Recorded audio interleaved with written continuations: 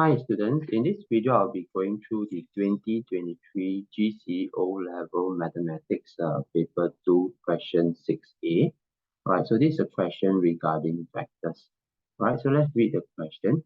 So we are told that vector P is given by column vector -4, 5 and vector Q is given by the column vector 2, -3. Okay, so they told us that x is the point 7, 3 and y is the point 3, 4. So you are given the equation vector xy is equals to m times vector p plus n times vector q, where m and n are constant. So they want us to find the value of m and the value of n.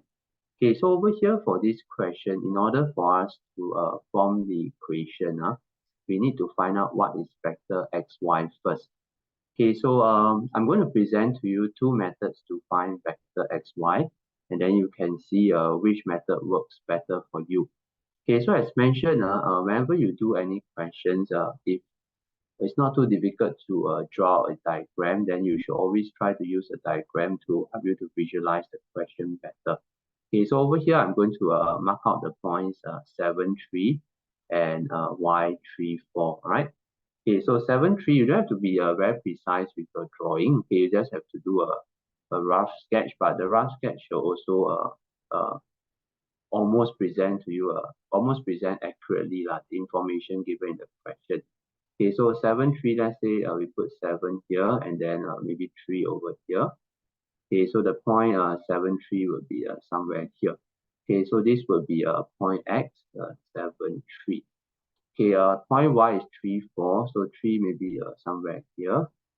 Okay, and then 4 just slightly above 3, right? So 3, 4 over here.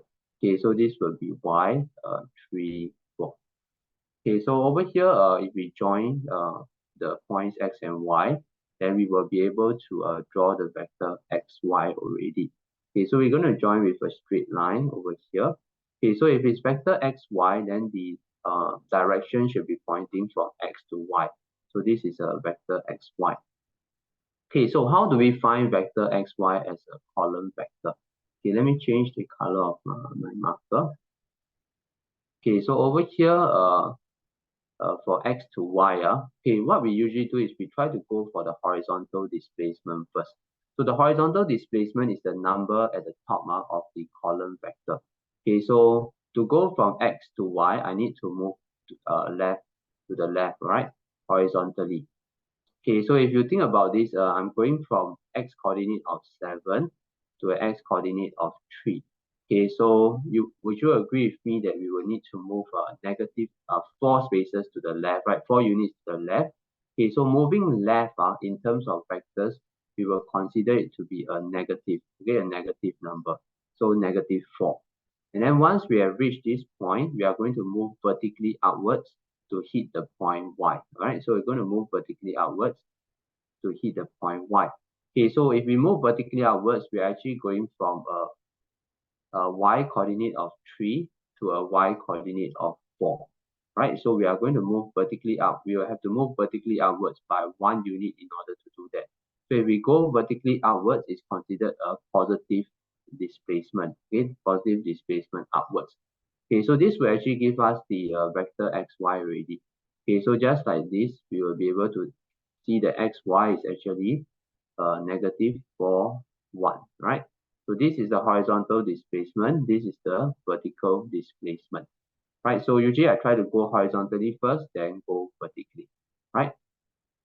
Okay, so I'm going to present to you now a second way to find the vector xy. Okay, so this way involves the use of position vectors. Okay, so same thing, we're going to mark out the points, 7, and then after that 3 over here. Okay, so this would be x, right? Point x, 7, 3. Okay, and then same thing, we're going to mark out y, 3, 4. Okay, so y would be over here, 3, 4. Okay, over here we are going to make use of the origin, okay? Because position vectors are vectors that are with respect to the origin. Okay, so I'm going to join this point O to point X. Okay, so from here we will get the vector OX. Okay, so what would OX be? Okay, OX is going to be, okay, same thing, horizontal displacement. So we are going from O to X now. So horizontally, we will need to move 7 units to the right, right? Okay, to go from O to X, and then after that, we will move vertically upwards by 3. Okay, so 7 units to the right and 3 units upwards. Okay, so the position vector OX will be 7, 3. Okay, if you notice, for position vector, the numbers are actually the same as the coordinates of the point. So if the point is 7, 3, right, the position vector of OX, okay, the position vector OX will be 7, 3 also. Okay, so using this, following this example, okay, the position vector of y, OY is going to be 3, 4, right? OY is going to be 3, 4. Okay, so using this, we will be able to find the vector xy. So vector xy is the same. Okay, it's going from x to y. So if you see, in order to walk from x to y, what we can do is we can go from x to O, followed by O to y, right? Okay, so we're going to go, okay, I'm going to put the working here. So x to O, okay, xy, we're going to go from x to O plus O to y. Okay, but x to O will be the negative of vector OX. Okay, because it's as parallel but in the opposite direction, exactly in the opposite direction. So this one we can change to OX plus OY. Okay, if we reverse it, we will get OY minus OX. Okay, so this is the form okay, of all vectors when you convert them to in terms of position vector. Vector xy is going to be OY minus OX. So for example, if you have vector AB and you know the position vectors of A and B is going to be AB equals to OB minus OA. Okay, so if you have CD is going to be OD minus OC. Okay, so using this, we will be able to find vector xy because OY is 3, 4 minus 7, 3. And you will see that you will be able to get the same answer, minus 4 and then 1. Okay, so you may think that this position vector method is very long, right? Okay, but that's because I'm explaining to you step by step. Okay, in your actual exam, if you recall this form, you can actually go straight from here to here and then put in the vectors and then column vectors and then get the vectors straight away. In fact, you don't even need to draw the diagram if you are able to recall this form.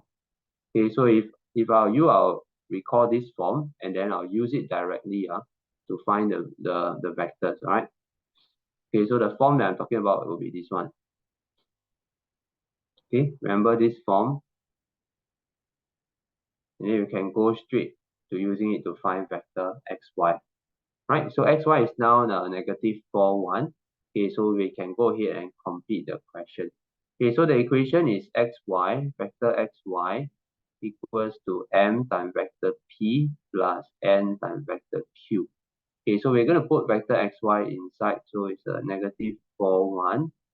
Then we have m times vector p, negative 4, 5, plus n times vector q, 2, 3, 2, negative 3. Right, so we're going to group the right side together. Okay, so you get negative 4m plus 2n, and then 5n minus 3n, right? So this is what we're going to get. Okay, so just by comparison, okay, comparing the top row, so negative 4 will be equal to negative 4m plus 2n. So that's how we will get our first equation. Okay, so from here, you should be able to notice that we can divide by 2 throughout.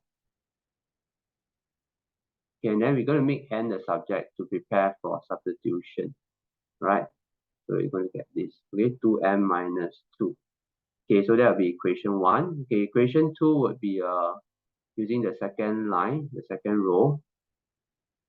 Okay, so we're just going to use a substitution. So substitute 1 into 2, right? 1 into 2 to get n equals to okay, we're going to substitute 1 into 2. So take this one, put inside here. Oh, sorry. Okay, 1 into 2, so you'll get 5n minus 3. 2m minus 2 equals to 1. Right, so 5n minus 6m plus 6 equals to 1. So negative m, okay, bring the 6 over, will be equal to negative 5. So m will be equals to 5. Okay, then we're going to sub m equals to 5 into equation 1. Right, so if you do that, n will be equals to 2 times 5 minus 2.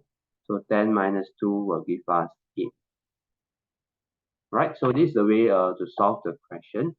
So two ways to find the vector x, y. Either you use the first method. If you think it's easier, you can use it. Or you can use the position vector method. Right? Okay, so this will give us the two answers. M equals to 5. N equals to 8. Right? So 5 and 8.